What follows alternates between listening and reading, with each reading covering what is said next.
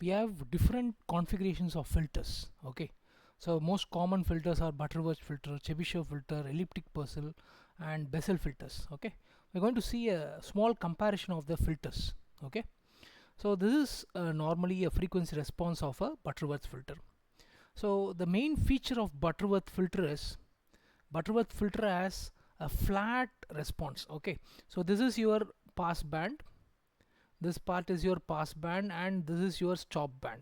Okay, so your and you see this transition region. Okay, so this is for n equal to 1, and as n increases it actually approaches ideal characteristics. And the main characteristics of Butterworth is it is having a flat pass band and a flat stop band. Okay, but only thing, the transition phase, it takes quite a long time to transition from pass band to stop band. So that's why actually this is called as butter. The name butter actually signifies that it has a very flat pass band and flat stop band. That's why it's called as a butter. Okay, so Butterworth filter has a flat pass band and a stop band. Okay, the second one is your Chebyshev filter.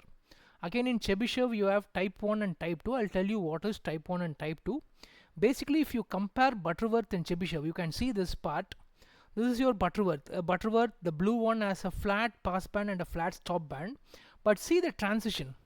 See the transition. There's a transition phase. It has a long transition phase. Okay. For a better filter, for a filter to be a better one, it should have a very narrow transition region. Okay.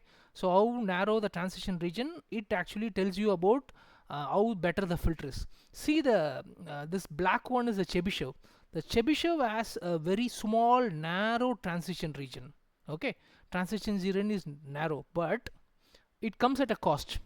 Chebyshev filter will have ripples in the pass band. You can see the ripples. Okay, so basically your Butterworth does not have any ripples, whereas Chebyshev has ripples. Okay, and we have two types of Chebyshev, Chebyshev 1 and Chebyshev 2.